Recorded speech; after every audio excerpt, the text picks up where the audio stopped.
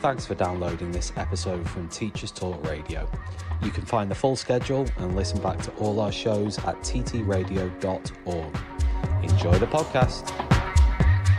Hello and welcome to another episode, another show of the Sunday Social with myself, Martin, and I've got Claudia here who's joining the show. Thank you ever so much for joining today's show, Claudia. I'm really excited for it.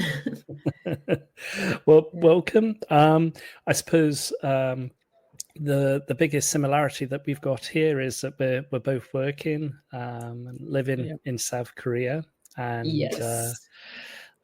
Many of the regular viewers of the show will probably know that my background and my insight and introduction into working and living in Korea. But how about yourself? What brought you here to the land of morning calm?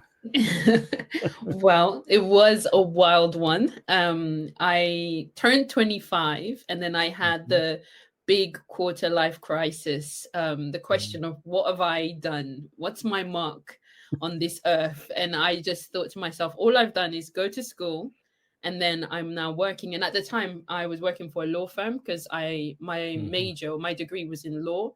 And I wasn't happy. It was just a regular 9-to-5 grind, the same thing every day, and the stress of it. And it didn't feel rewarding. And so hit 25 and I just thought to myself, I've got to do something big. We've got to, if this is my last year to live, let's live it large. And I remember thinking about going to Asia, but I was too chicken to actually go for a holiday. So I thought instead I'll go for a year to teach because that makes a lot more sense. But in a nutshell, it was just really hard to go. Financially, it wasn't working out. And I tried to go with a few friends and it just wasn't working out. And so because of everything that was going on in my life at the time, I just said, you know what, let's just do it. Let's just apply. So I applied for EPIC and I came here in 2014. And I had all these hopes that I'll be sent to, Seoul or Daejeon or Busan. And they sent me to like this little town in the middle of nowhere. And literally that's how I came. And why I stayed, I don't know. And whereabouts did you start your teaching career in Korea? It was a town called Hwacheon, which is really very north, close to the borders, not as close as you can get, but it was pretty near. It's more of a soldier town, so there are more soldiers than there are civilians. And so we had wonderful things such as army festivals where army tanks would come out on the streets and just take over the town, and really small schools. Like in my school, the whole from year one, from nursery until year 6. So that's kindergarten to 6th grade. There was 27 children in total. Wow. And most of them were in kindergarten. So you can kind of imagine like it was really like quiet, full of much older people than there were younger families. So it was a big shock to me. Quite a bit of a culture shock, I suppose, because for me personally, when I first arrived in Korea, this is going back to 2005, although I've been living in and out of Korea. My first time I arrived, it's now quite a big city, but it was a very small village at this time in Ansung. And, I felt like I didn't see any other foreigners in this town. It was really remote, and I would be getting on the bus and going to work and that sort of thing. And it was a huge culture shock for me when I first arrived. I suppose the same exact thing. I mean, there were so few of us because we were with EPIC. I think that was a nice thing about going with a big company, is that there are other people that are sent to your town or region. So we all lived in the same building. So when you would get into a taxi, you didn't even have to say your address. They would immediately say the school name because they knew where we all lived.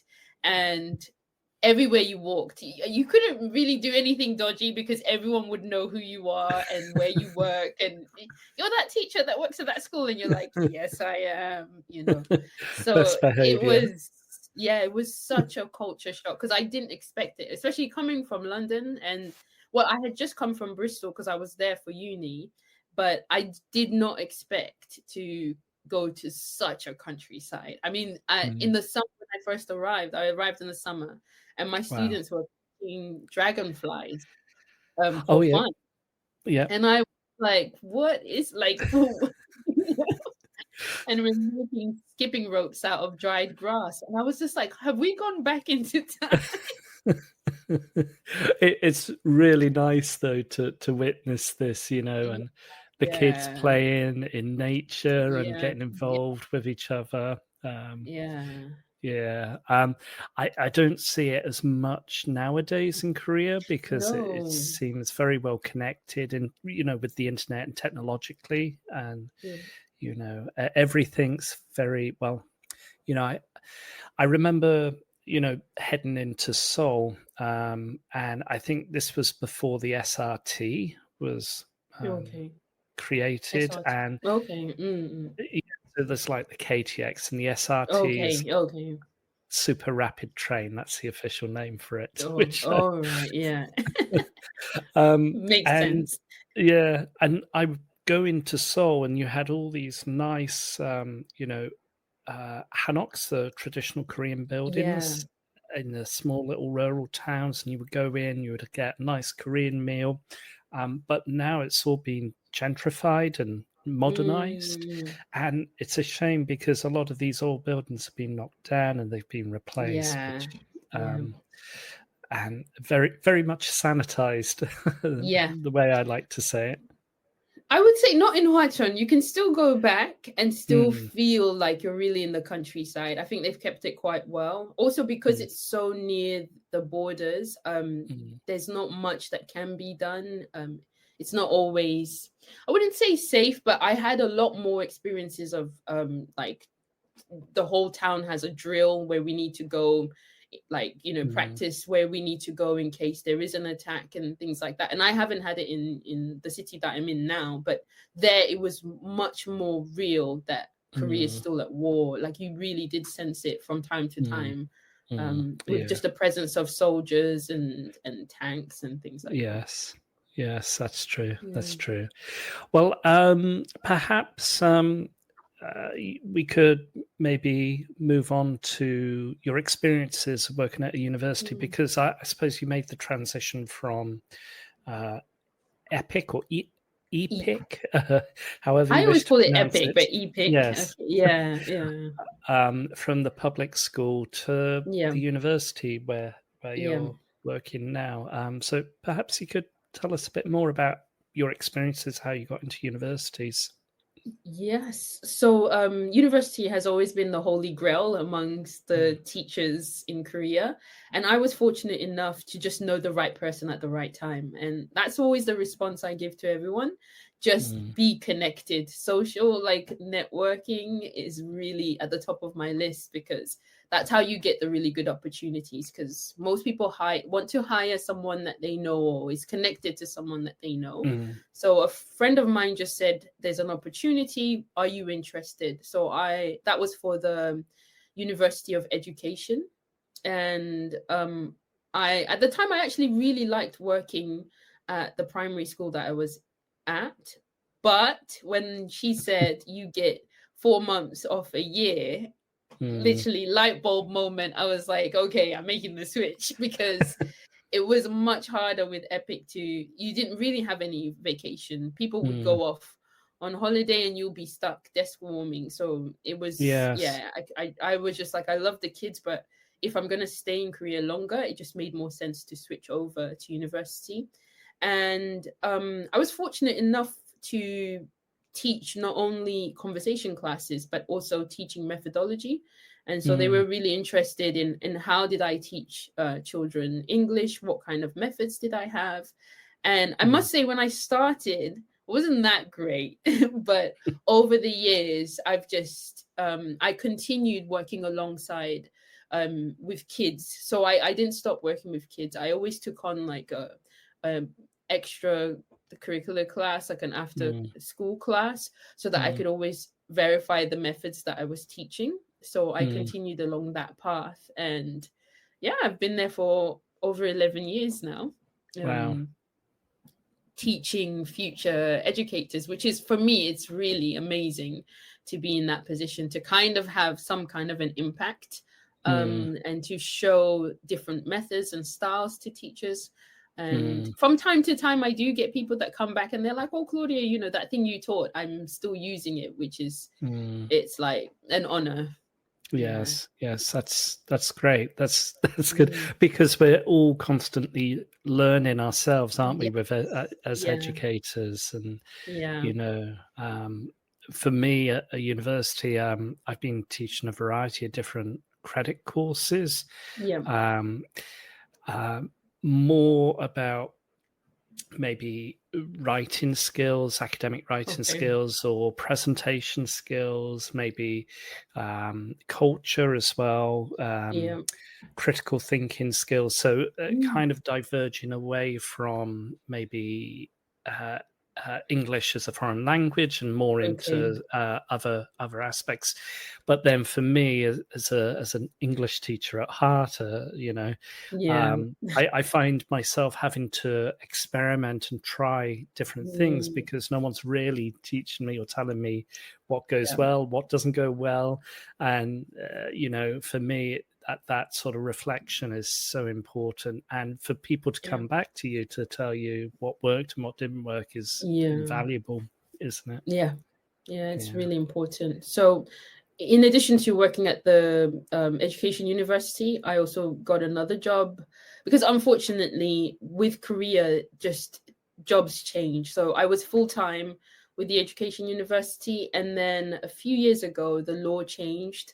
And normally it didn't impact us, and we weren't supposed to be impacted, but for once it did impact my job, and it became part-time, which at first I thought was a negative thing, but then later on I discovered actually it gives you a lot more freedom, and you can just pursue so many other avenues. So I took on another university job, and there I mainly focus on conversation classes. But just like you, I'm also teaching on culture and presentation skills as well. I try to kind of combine everything as a package, rather than just, you know, let's have conversation, but for what purpose, or what can we do with the conversation?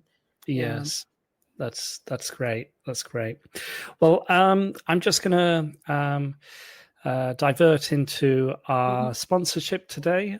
So this show is brought to you in partnership with Hachette Learning, publishers of professional development books and resources that support great teaching and learning in schools around the world. So level up your professional development today and visit hachetlearning.com to explore more on their full range of titles. Okay. Right. Well, what sort of challenges have you encountered? You mentioned a bit more about you know, the opportunities that you've had, and slightly the difficulty or the challenges or the regulations that changed about your employment, working or moving part-time. But what other challenges have you encountered working, living in Korea or university? Biggest challenge in English teaching is always interest. So my courses, even if they're credit courses, tend to be the classes that everybody just has to take, and they, you know, rarely have any interest in it. And so I have to spend the whole semester trying to make them believe that, yes, you do need this, and yes, it will be helpful. So it's just, building interest, making English matter beyond grades, and you know, beyond just doing well so that you can go to the next stage.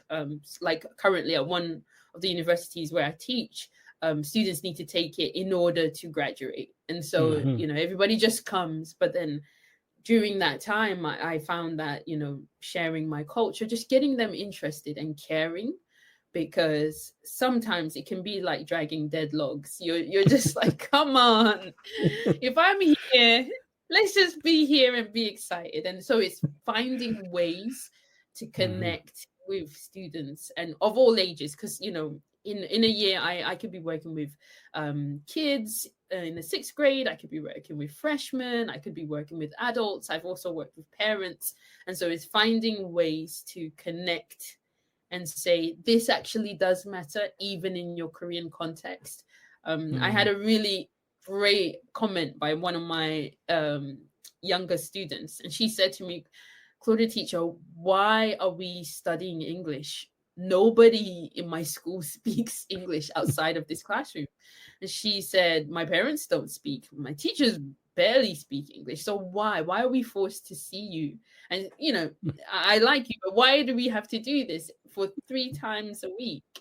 And I said, well, the generic answer, well, when you grow up and you go to university and but at the time she was just like, but she couldn't really understand because she's not going to university the next year. She doesn't use English. And so again, I had to find ways to make it matter. And so we just built friendships. We built, we had experiences together. We cooked, we made stories, we danced, and all of those things helped to kind of bridge that gap. But I think by far that's been my biggest challenge. That and probably my lack of Korean ability, the language barrier. Which, I mean, I think I've done okay because I've been here for as long as I've been with, my level is embarrassing. My mom always tells me, come on, you've been there long enough. It's time. And I'm like, yes, I know. I will. And so again, I do find I've seen the difference between a teacher who does speak Korean fluently or to some extent, and the way they can connect with the students is amazing. So that I've always envied that, really. So I don't know about you, whether you do you ever instruct in Korean or are you purely in English? Well, my context is international business school where I work at, and so for me the lingua franca is English, but then I do have Koreans that join my classes, and one of the classes that I instruct is maybe business English, where I would say 4/5 are Korean language learners. But I've seen them transition from maybe they've just finished the Sunung and the university entrance exam, and they've come into the business school, but their English isn't of the ability yet where they can communicate effectively. And I've seen them come in at that level, but then they start to make improvements and develop and find their own voice, which is really great to see. And but then when I have challenges with students, Korean students in this regard, where they find they can't really communicate, or they can't really they find a struggle to say anything to an open-ended question which doesn't have any particular answer other than to engage them or to get them to think critically. Then I may use Korean to just say, come on, don't be too quiet, tell us what you think. So just these small times I would use it, but most of the time, 99% of the time, it's English for me. It's the same situation for me as well. Most of my students are Korean. This year, I think in my first year kind of general English class, I have 1 or 2 foreign students, and they're usually great. They're usually much more engaging. It's mostly my Korean students. I usually have a mixed level class and a lot more quieter students, or students that are quite reserved. And I think that's also partly cultural, which I've had to adapt over the years and just be a bit more patient with answers. So I always say, guys, I'm not talking to the wall, I'm talking to human beings. I want to know your answer. And so I've had to get creative with getting them to give answers. So things like Padlet really helped. kind of having everyone just share without, the necessarily, pressure of like saying it out loud and everybody hearing your voice, or using like Nearpod. Sometimes I use it to just get everybody to just comment or answer an open-ended question.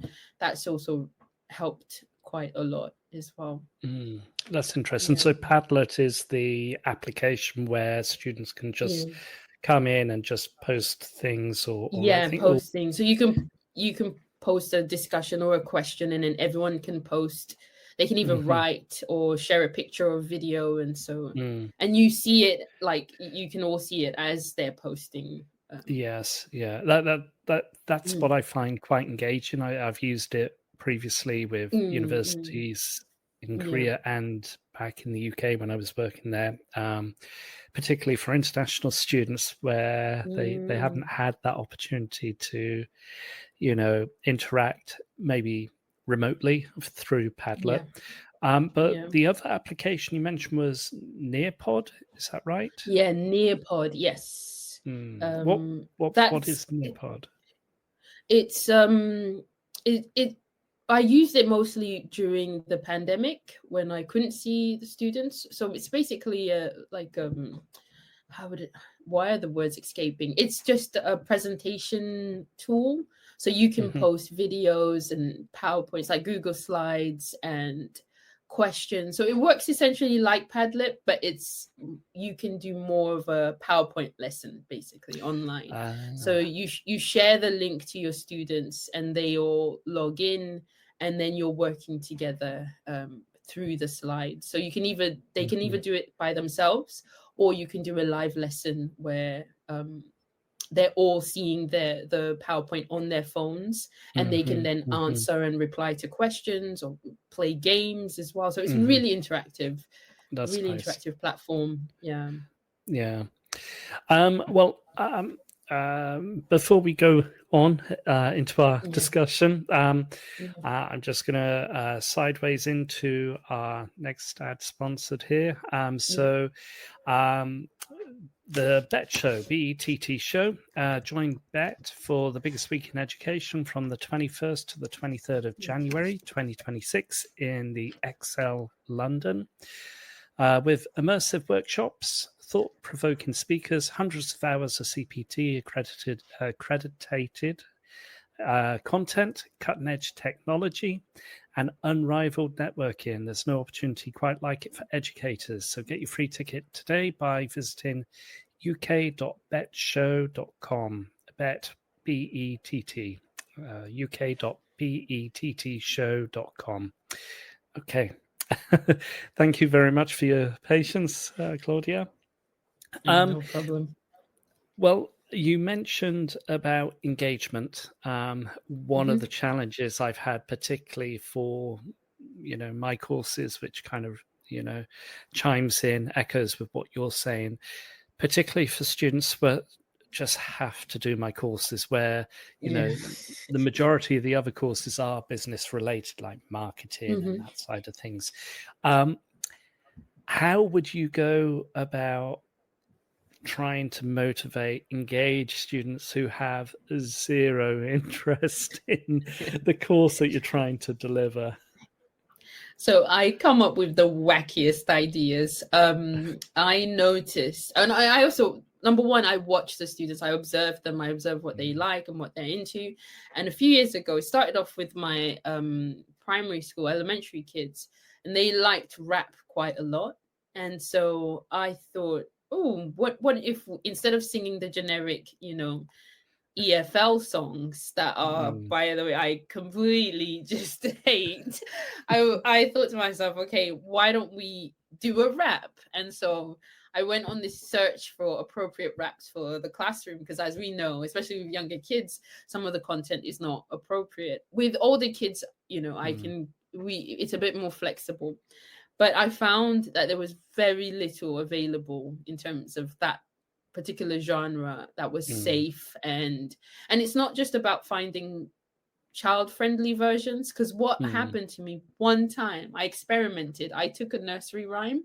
I think it was not a nursery rhyme, but a well-known song, I Can Sing a Rainbow. I think it's like red and yellow and pink and green. And I Mm-hmm. had a fifth graders, and I found a beat. It was like a popular song, maybe around 2010. And I realized that you could sing the song to that beat, and it went really well. So when I introduced it, it was a hit. My students loved it so much. And then, unbeknownst to me, they went home and somehow found the original version. And thankfully, it was an appropriate video. It was two kids that had done the rap. So, and then it was very PG, so it's okay. So after that, I was like, oh, I need to really be careful as to what instrumentals I'm using and what I'm recommending.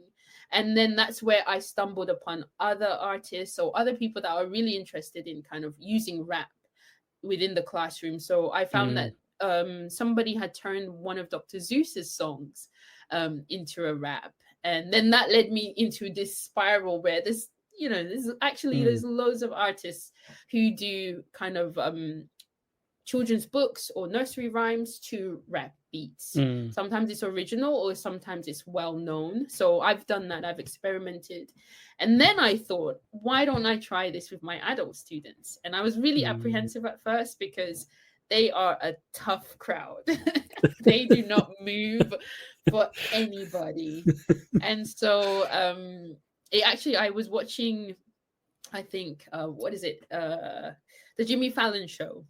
And I think there was he was doing a lot of kind of similar things where he would take a popular songs and put it to a nursery rhyme, and I thought it was brilliant. But they also did I think it was the alphabet aerobics by an artist called Black Alicious, and it was Harry Potter. Oh, who plays Harry Potter again? I can't remember his name. Daniel, is it Daniel? Oh, Daniel Radcliffe. Yeah, Daniel Radcliffe did it, and he was really good. And so I thought, oh, maybe if I show the video of an adult doing this and someone that they know, because they know loads of people like Harry Potter. So this actor, he's done this challenge. How about we attempt this challenge? So I presented it in that way, and they received it quite well. At first, they were like, oh, we can't do it. It's too difficult. But we broke it down and we just did 2 lines every lesson, or no, 4 lines every lesson, because he goes from A to Z. But I just broke it down really slowly, and we did it. And after a few weeks, they could go from, the beginning to the end. And so they were like, oh, we can do this. And I was like, oh, you can do this. Great. And so that started that, journey of introducing more raps and more songs. And so that's now become the way that I start my lessons. I always have a song or a rap at the beginning of class, and it's just a way to motivate them, because once they laugh, they relax, and once they're relaxed, they're a lot more welcoming to the other crazy stuff that I'll ask them to do. So it's quite fun. So in doing that at home, I drive my husband crazy because I'm always remixing nursery rhymes, because I also realize if I do the very popular raps, sometimes they're very difficult, and then that can put off a lot of students, because again, I'm working with mixed levels and not everyone is capable of doing the faster, wordier raps. So I also love using nursery rhymes, but if by changing the beat, it makes them a lot more appropriate to the adults, and they're a lot more welcoming of them. So I'm always at home, remixing stuff and then saying to my husband, listen to this, is it good? Give me your opinion. And then I go and I try it with my students, and most times it works. Other times I've had to say, okay, this one wasn't great. But you've got to try these things, I suppose, haven't you? Yeah. And it's been really, really great.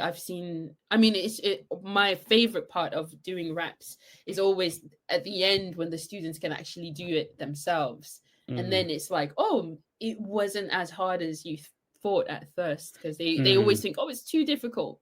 But then, we get over that and they're like, wow, that was actually quite good. And then they sing it back to me every now and then. Yeah. I do remember I haven't done any forms of singing or performance in the adult classroom, but I do recall a time when I was teaching either young learners, whether it was in the UK or in South Korea at a hagwon, and it was just that rite of passage, wasn't it? That you have to go through and sing songs and let and it does engage the learners, and trying to find songs which were more suited for the topic at hand. So if it was about colors, like the rainbow song you mentioned, or that sort of thing, it was very interesting. And I don't know, I would feel very apprehensive about going in to teach adult learners, or not teach them, but to engage them a song. I would feel so embarrassed myself. See, the thing that I found, because that's the comment that I get the most, because I've talked about this in other settings as well, and what I found is, as a teacher, if you set the classroom environment where you're open to experimenting with different ways of learning English, at first it is really uncomfortable. I won't kid you. It's even for me, who completely loves the genre, and I'm like an ambassador for rap in the classroom, I've also found it very difficult at times when you have an extremely quiet class, mostly males, and they're like, please do not make me do this. But I always explain to them, okay, look at the benefits of being able to sing. One, we're working with our diaphragm, where that's the power of our voice, which will help us when we present. We know where the power is coming from. Two, we're warming up, because the mouth it's a muscle. The tongue is a muscle that we have to stretch and work before we can actually engage. And I talk about my own personal experiences with learning Korean, how I just get, I don't know if you can call it speaker's fatigue, just a short conversation in Korean. Afterwards, I'm exhausted. I need, half an hour of silence or not doing anything just to recover. So kind of doing something to warm you up and to kind of remind your brain or wake your brain up to say, I'm going from this language to another language. And I explain it to them like that, and they are receptive, but then I say, I'm the teacher, we're going to do this, whether or not you like it. You've got to enjoy it whilst we're here. So it is yes. Yes, sorry, carry on. No, I was going to say it's really trial and error, but as I've done it over the years, I've realized that actually they do enjoy it, because it's also different. They don't expect it. They expect certain things, but it's so fresh that sometimes the curiosity kind of gets the better of them, and they're like, oh okay, then let's see this. Let's go on with it. I suppose we have to try wacky things, different things, because if we have students who have, like adult learners, they've come into multiple classes in the past, haven't they? Or I would assume to learn English, whether it was in public school or a hagwon in Korea, or, that side of things. And they're going into yet another classroom, and it's like, do we have to speak English again? Do we have to try and learn? Is it the present perfect that we're learning today? And we have to try and do different things, experiment, because it just makes things unexpected, unpredictable, and that in itself can be quite engaging. The other things that I've tried to do, which is storytelling. And so I first of all start with role playing, because again, I see the benefits of even the techniques that are used within storytelling can cross over into just a regular presentation. Because I don't know about you, but for one thing that I really despise is when a student is given a presentation and they just stand and they either read a script that nowadays they've generated with ChatGPT, or they just read the the PowerPoint. And I'm like, no, you're communicating. So I realized also perhaps in their education, they might not have had as many experiences of actually engaging with the audience and knowing what that looks like or what techniques you need to use for that. So I find that, you know, storytelling, role playing can be that kind of bridge. Yes. That helps you learn those techniques with eye contact and delivering a message and working a lot with emotions as well. Because again, most of I can only speak from, you know, with the experience of working with South Korean students, but a lot of them can be a bit monotonous. And so even if they're telling you something really dramatic, the delivery is so flat that it's just like, oh my goodness, the story, the content is good, but your delivery just fell so short and we didn't connect. So again, I found that using those types of techniques can help to at least make them aware, because I do kind of low stake role playing where I give you a script that is it's only 30 seconds worth of dialogue, but you've got to try and bring it to life. So it could be in a restaurant and you practice it once and then I give you another challenge. Well, who are you? Who are the characters in the role play? Are you friends? Are you enemies, co-workers? So we build up this backstory so that they can kind of involve more of the body language and more of the kind of the non-verbal parts of communication. And then I say, now you have to go to the front and show it to us, which they're usually mortified at that point. They're like, no, you didn't tell us this at the beginning. But what you do see is that amongst the many mediocre performances, you see the really good examples, and they love to learn from each other. And we don't necessarily need to say, oh, that was really good, but they can see, oh, that's how you delivered that, or that's how that line is supposed to be said. And so they learn from each other, and by doing this regularly, they get more comfortable with the front of the classroom, and they kind of get a little bit better. I'm not going to say 100%, but even I'm happy even with 10% improvement. I'm like, if it's better than what you started with, I'm super happy. So little by little, they grow in that skill, and they start to be more conscious of people's eyes. Am I looking at the people when I'm saying the line? Am I looking at my partner? Because sometimes even team presentations, it can feel like it's all very individual, and it's all about, let me do what I need to do and get off. And it's not about the message and the delivery and the engagement. It's just like, oh, she said I've got to do this, so I'm going to do it. But then when I see a student who's really thinking about the audience and they're thinking about giving us an experience, I'm always like, brilliant. I get so excited about that. That's really, really interesting. I teach a presentation class, and one of the difficulties I had right at the beginning, like you mentioned, was that, and it's nice to be able to have a variety of different students from different countries, maybe the Western European countries or South American countries. They would be quite comfortable at delivering a presentation on whatever the topic I recommended. And then you have the Korean students who would rehearse and, by heart this line, this the script, and then deliver it without any eye contact, or they may be reading their script on their phone. And I discovered quite early on, oh my gosh, this is just so, there's no communication, there's a lack of connection with the audience. And what can I do to try and improve that? Well, I thought, the first thing is I'm going to ban all scripts and all phones from the presentation. Thank you. There should be a public announcement. Everybody ban those things.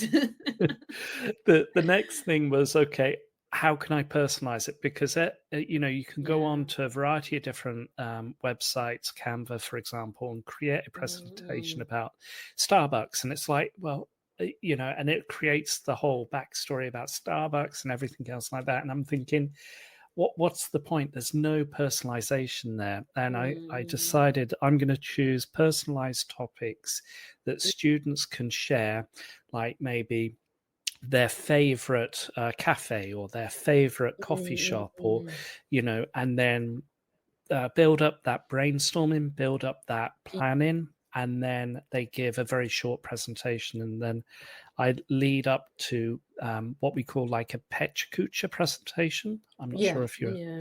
So, I've heard of it before, so 20 slides with just images only, and they transition every 20 seconds, and then the students have to tell a story, and that's what they're working towards. So, just over 6, nearly 7 minutes in length. So they start at like 2 minutes, going up gradually, incrementally to like 4 minutes, then 5, 6 minutes, and then up towards 7. And I found that a lot more engaging, first of all. But then I found like the weaker students who come to me and say, I've never presented. I find it so challenging. I don't know what to do to try and improve my presentation. And it's like, well, like anything, you got to practice. You just got to dive in and try, and you're going to fail, as everyone does. But you got to try and then find your voice and find your how comfortable you're at. And then I've seen such major improvement over the past few semesters with these weaker students, Korean or other international students, who are uncomfortable, but then they find it, actually, I can do it. And then these skills can then transfer into other courses. And I always try and tell my students, like what you mentioned, they come to me and say, well, why are we doing this? Why do I have to do presentations? Why do I have to learn about writing? But then they come to me afterwards and say, thanks. I've tried out that your writing course helped me with this essay, or I feel more comfortable with presentations. So, and that sort of feedback is great. Yeah, it's really brilliant, because it has to be transferable for it to matter. They have to see that it's useful, not just within this class, but I can use these techniques in the future.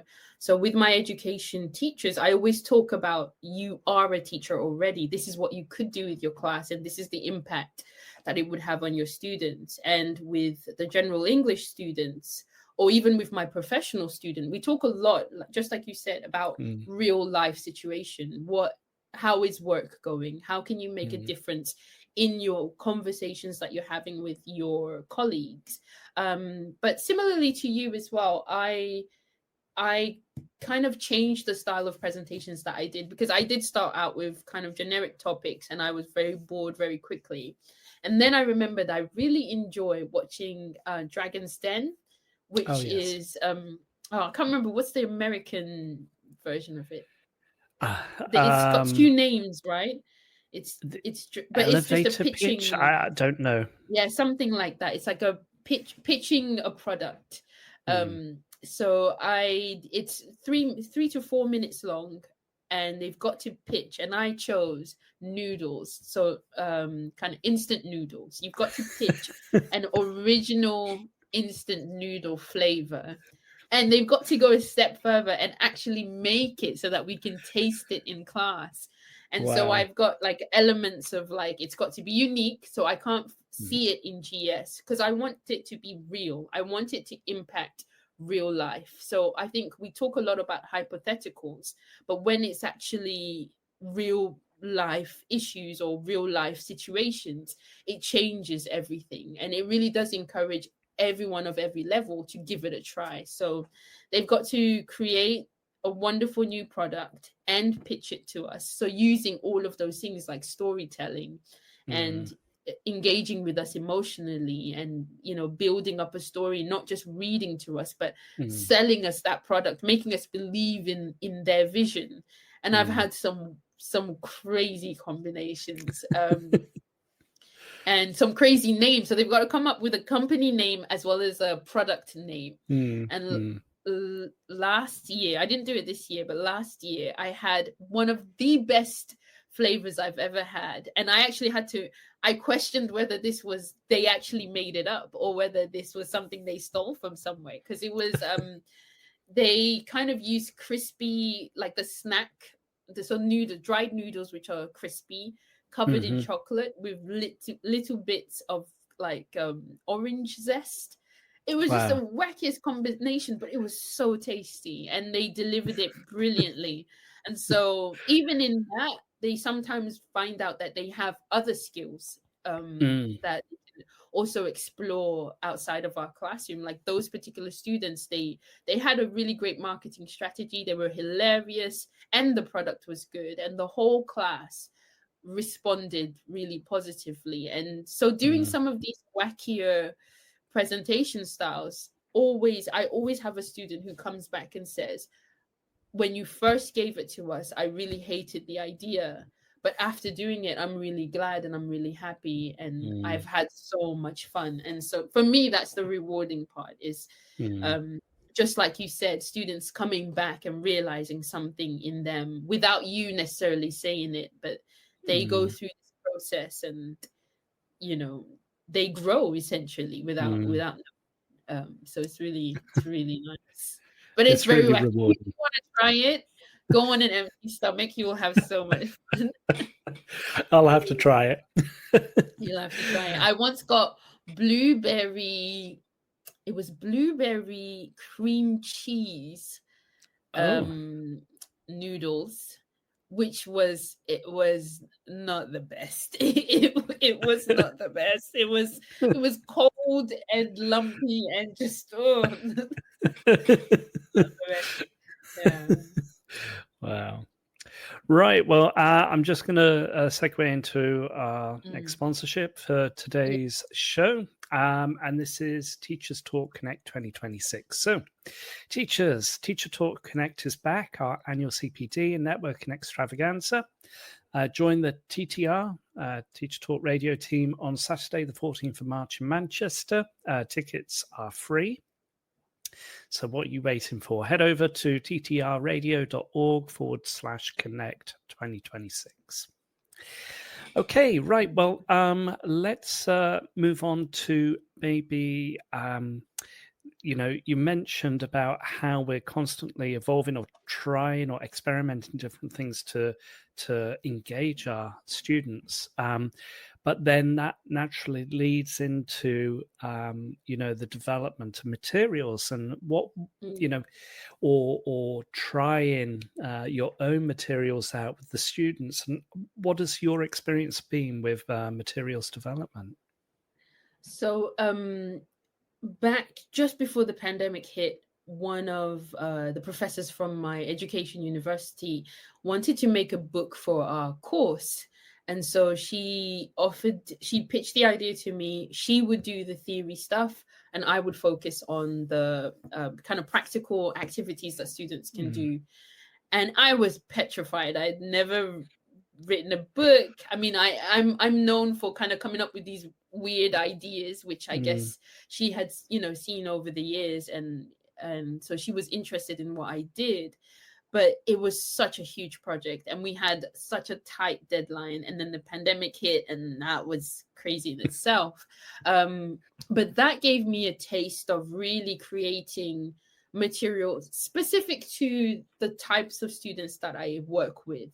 So I found that there are a lot of materials out there, but sometimes they're not really focusing on, non-native speakers, or in my situation at the education universities, non-native teachers. So they themselves are struggling with English.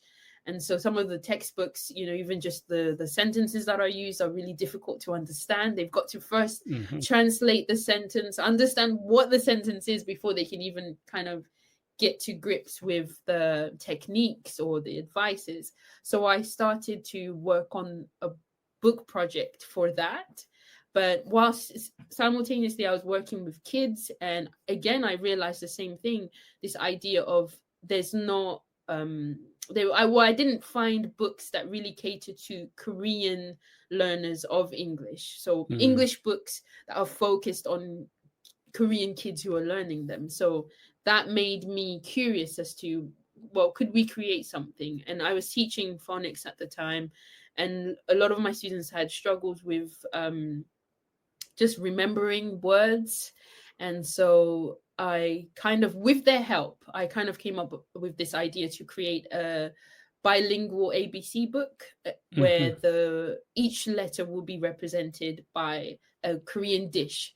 So I was trying to kind of address kind of the mental overload. I didn't want them to look at a book and they have to first of all learn the food word and the letter word and the pronunciation. So it's just like there's a lot that goes on in their little heads. So I was like, okay, if we have something that's familiar, that might be able to help them to see the sound.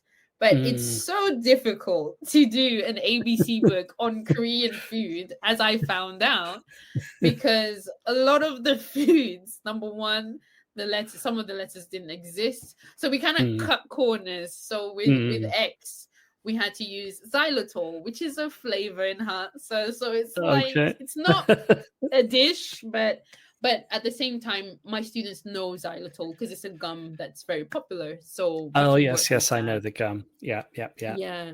And then Z, there's no dish that starts with Z. In fact, there's no sound in Korean that starts with Z. Yes. So I initially was going to go with zucchini, but that's what I also, I shared the ideas with other teachers and professors, and they were so strong on the fact that ahobak is not the same. It's not the zucchini that I know. And so they were like, no, you cannot represent that. And I also wanted to use jjajangmyeon for the letter J, and everybody was like, that's not a Korean dish.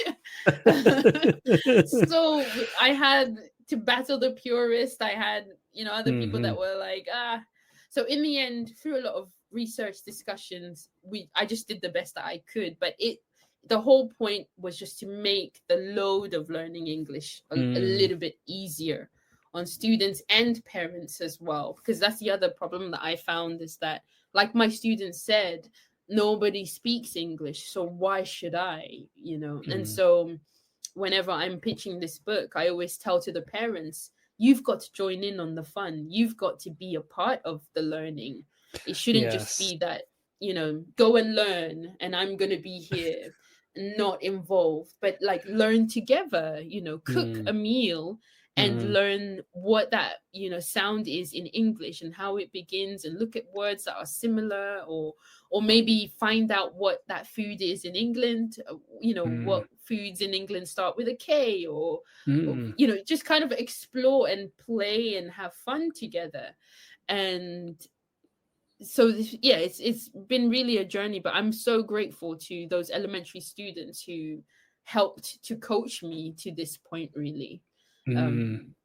It's very interesting. I suppose for educators, we should all try and develop materials which are connect with the students that we're teaching, because like you mentioned, a lot of materials that are published globally don't cater for specific audiences unless there's a specific request for the big publisher to publish a book for maybe the Middle Eastern market or something like that. But then when you've got Korean learners who have difficulties with, like you mentioned, pronunciation, the vocabulary, and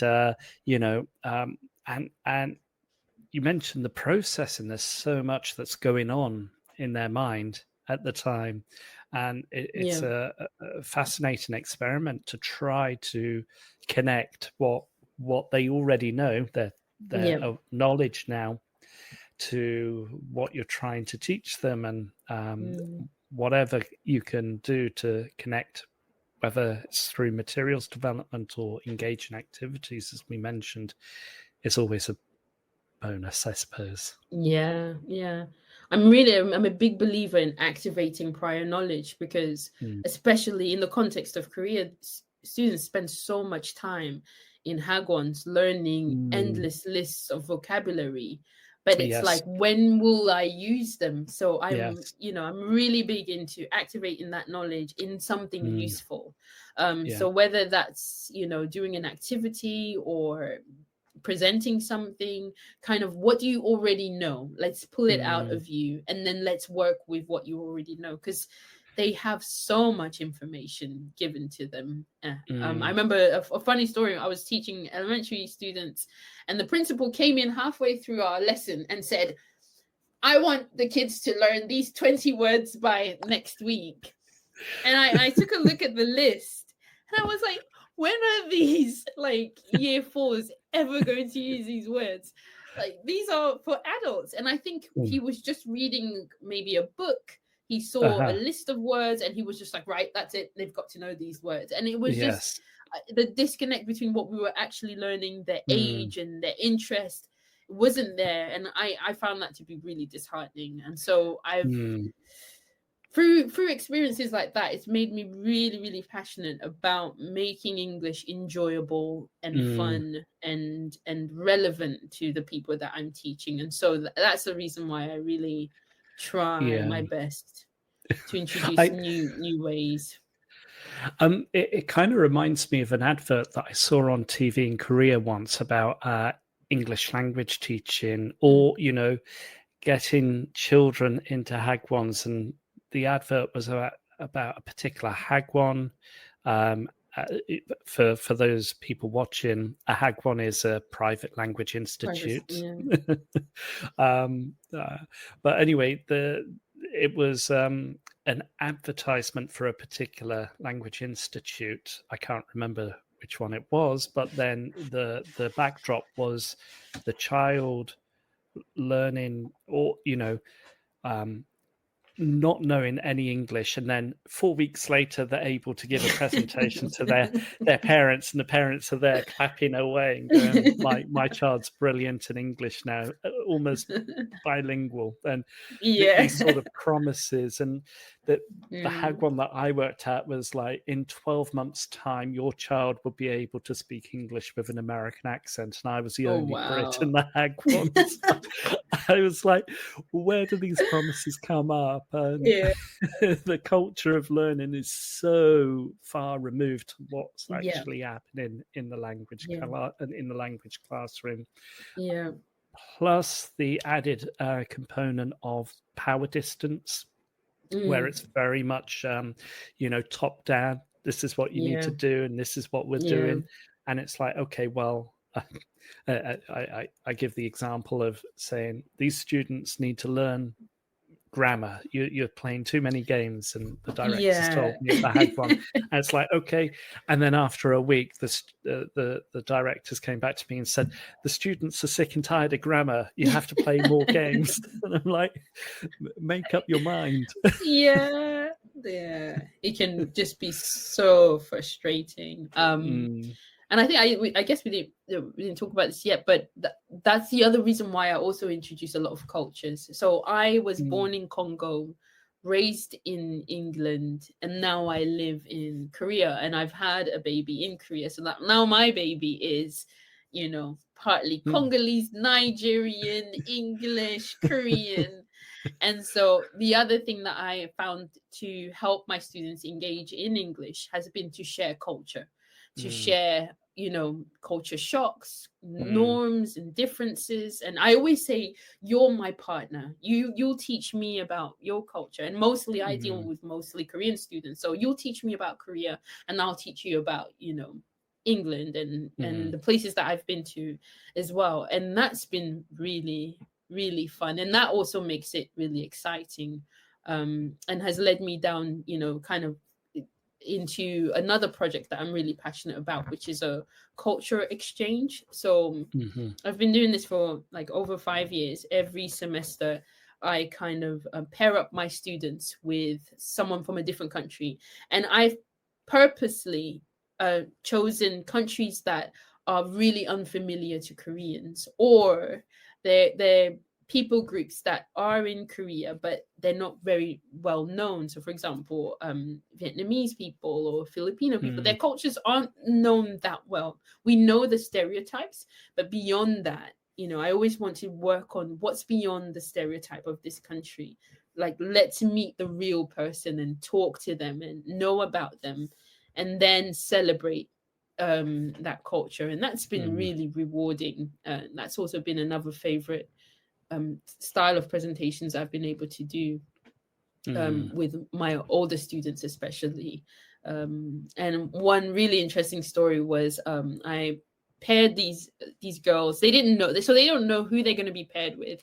They only know the country, and they don't know whether it's male or female.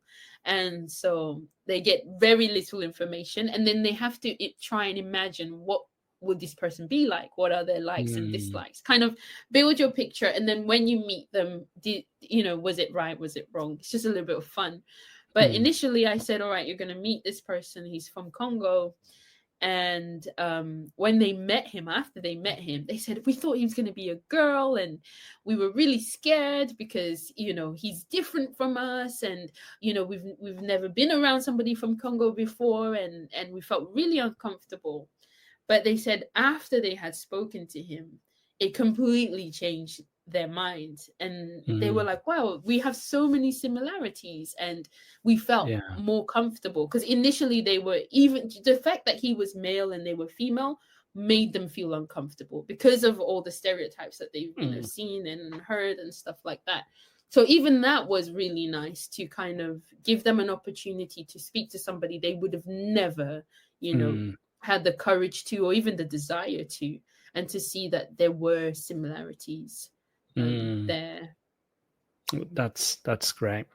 Well, I'm gonna just sideways into our final sponsorship for today, and that's Hachette Learning. So this show is brought to you in partnership with Hachette Learning, the publishers of professional development books and resources that support great teaching and learning in schools around the world. So level up your professional development today and visit their website, www.hachetlearning.com, to explore their full range of titles. Okay, well, I think leading on for the next few moments is what you mentioned about culture for me was I always try and bridge the gap between culture because of the international students that I have. I try and pair students up, whether it's Koreans or other international students, with another international student, so that they can, otherwise they get into bubbles in the classroom with just Koreans in one side of the room and non-Koreans the other side of the room. And it's like, no. I want you to sit next to someone who is not the same nationality. Mix yourself up, or I do a random, pairing up with the students, or height at the front of the classroom from shortest to tallest, and it's like, okay, you three, you join, and that sort of thing. And I think otherwise it's that sort of initial us and them sort of mindset that. I don't want to stereotype Koreans, but they have a greater habit of just pairing up with their own sort of nationality, rather than, going, right, I'm going to try and chat to someone that I don't know, or who appears non-Korean to me. And I think that's important to try and develop that confidence. And again, we've mentioned about confidence in the classroom, or student confidence. And by the end of the semester, once students feel comfortable, it's, in my setting, then they feel they have a chance to develop their voice. And I recall 2 Chinese students that came to see me, and they said they want to improve their speaking skills. They can't communicate, or they feel very reticent. They don't say much. And I said, okay, well, come with me. And I just took them into the office next door, and there were all these international students there. And I said, right, one of you just join them and just have a chat to them. Is that all right, everybody? And they said, yeah, all right, sit down. And then they were just chatting to her. And it's like, that mental fatigue was like starting to come out. And it's like, oh my God, this is English. And I said, the other student, come with me. Let's have a quick chat. And then I just swapped them around. And I think it's so important for students to discover that they have a chance to share what's unique about them, because Yeah. that's important. That's the first Yeah. thing that we share. Like, who are you? What's your name? Where are you from? Mm, Etc. mm, Etc. Out of that natural curiosity, and yeah. it's great to see that sort of confidence build up. It's just really nice. I think also the other thing that they learn, a lot of my students, because mostly Korean, always feel like their English is not good enough because they don't have perfect grammatical sentences. And it's experiences like this of talking to international people that make them realize, actually, I just strung a couple of words and the other person actually understood me. I said, hi, I'm blah blah. Do you live Korea? Do you like kimchi? And they were like, yes, I love it. And it's just like a very basic conversation, but they shared something and the other person understood them. I think it's really important that our students experience being understood by someone else, or not being understood and overcoming that challenge. Because when somebody says, what did you say? Or sorry, that can break you apart. I know it all too well in Korea when somebody is like "Monago," and I'm like, mayday, mayday. What do I do now? And they need to go through that experience of, what do I do when someone doesn't understand me? Do I stop talking, or do I say it again, or do I use my phone? And so I love putting them in situations where they've got to survive and they've got to experience the mental fatigue so that they know what to do next, or they've got to learn phrases that help them kind of buy some time. So we always learn, I'm really sorry, could you say that one more time, or I'm really sorry, could you just give me a minute, because that's real life, and that's real life. That's what happens in a real conversation. So you need time sometimes. You do, and you learn a lot more from that, don't you? From those situations where, like you said, those little interactions that I have with the Koreans, or the Korean, with Korean, the Korean people, students, Korean students, or just the general public outside. Yeah. And I'm like, wow, what was that word? Okay, just recall that, and I'm like saying it to myself, and then I go to my wife and I say, this person said this, what does it mean? And she said, like, oh, it means that. And I was like, all right, okay, that makes sense. So, and then you start to process and understand more. And for our students, they have to go through this process of like, what did they say? How did they say that? And the culture, the language is so different, so far removed. Even English and Korean, it's such a different culture, such a different language. It can be really difficult. So I worked with a bunch of soldiers before, where I did this activity where you listen to each other's stories and then you've got to repeat back what the other person has said. And so sometimes when there are mistakes, I always have someone who is more capable in English. Once they want to jump in and explain everything in Korean, and I'm like, no.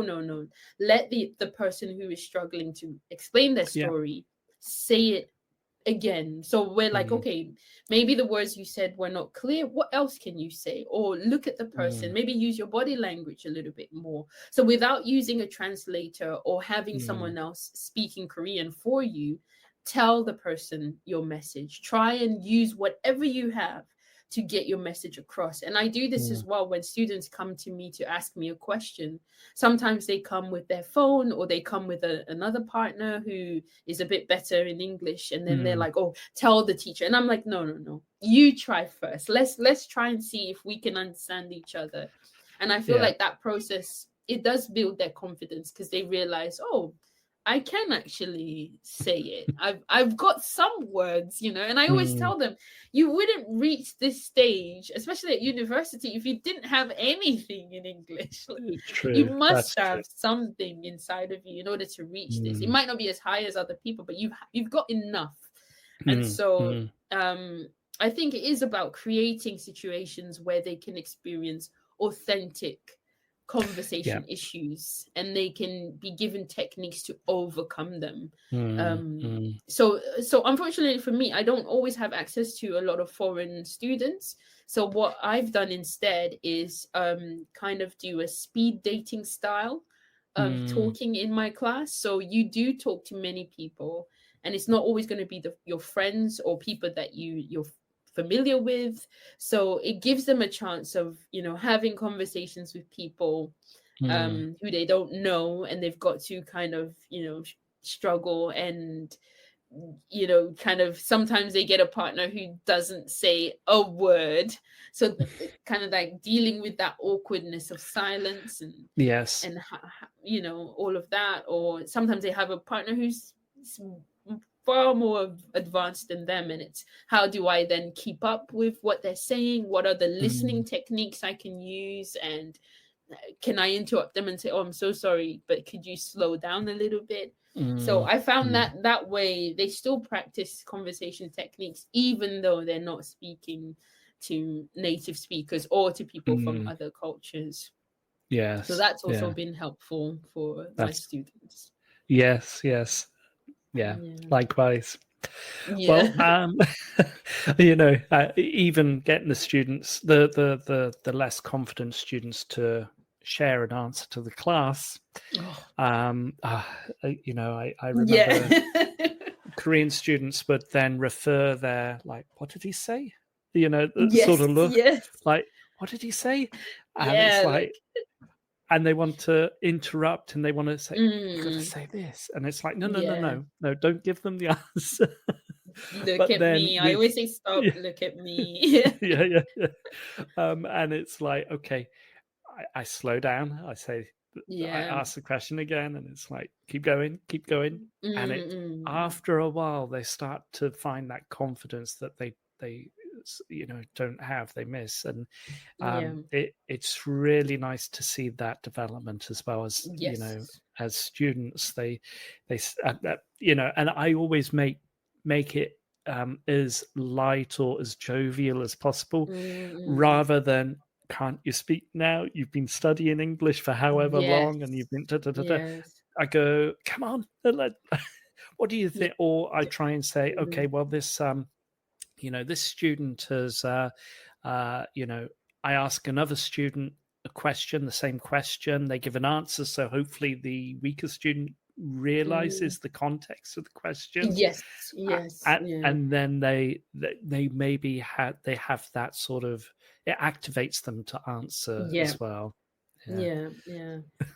I was also given the idea of kind of giving the students a minute to think about their answers before then calling on someone, or the think, pair, share, doing that before calling on someone to speak, just to give the shyer students a little bit of time to kind of build up courage, or the weaker students to kind of put pieces together so that they can share. And I always tell everyone in the classroom, everyone is valuable, like all answers are valuable. And so I had a situation recently where a student stood up to speak, and he visibly he has a very strong Korean accent, and so I had lots of giggles around. And for me, I really despise that, because for me, I said, look, it takes so much courage to stand up and share anything in any language, in any context. Standing up in front of your peers and speaking is already hard enough as it is. And for me, I love it, because I'm not looking at the accent. I'm looking at what he's saying, the context, and what he's sharing. That is valuable to me. So I've also learned that you do have to teach respect and encourage respect, especially because just this idea of this perfect accent or perfect grammar is such a strong idea. That's true. And amongst the students. And like you mentioned, the culture, there is that, sore culture of competitiveness, of like right and wrong, regardless. And I feel, do we really have to do that? And what makes your comparison valuable? Because, for students, they're not in the position to compare themselves with other students because they're not really running the class, if that kind of makes sense. It doesn't make sense. And I do maybe take the students aside and say, look, don't do that sort of thing. But I won't embarrass them in front of the whole class, of course. So I think that, again, teaching them within this classroom, this culture, everybody's valuable. Everyone has a voice, like you mentioned. Anyway. Right. Well, we've kind of gone over time. We've ended up chatting for quite a while. I know, it's so fun. My apologies. No.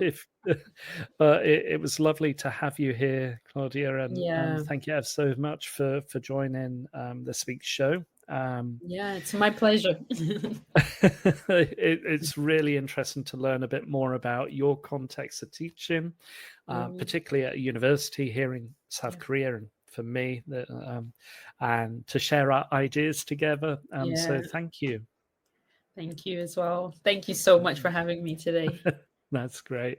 Well, there were quite a few people that joined in. Thank you ever so much. There was Mr. Franco here. He said, good morning, watching from... now, my pronunciation might be wrong, so my apologies. Watching this from Punta del Este, Uruguay. So thank you, Claudia and Martin, for such an interesting topic. Greetings. Thank you for joining us, Mr. Franco. And Roger as well. Nice to see you back on air, Martin. Thank you ever so much, Roger. And nice to be back. I was on a bit of a vacation or a bit of a sabbatical live streaming because it can get fatigue. Yeah, you can get live stream fatigue, I suppose, or YouTube fatigue. But thank you ever so much again, Claudia, and hopefully we can do another live stream in the future. It was great to have you here. Sounds great. Thank you so much, everyone. I really enjoyed it. All right. Well, thank you ever so much, everybody. I hope you have a wonderful week wherever you are, a week ahead, and join us in a fortnight's time with the next Sunday Social. So take care, everybody. Stay safe. You've been listening to Teachers Talk Radio. Tune in live and listen back at ttradio.org. We look forward to hearing from you next time on Teachers Talk Radio.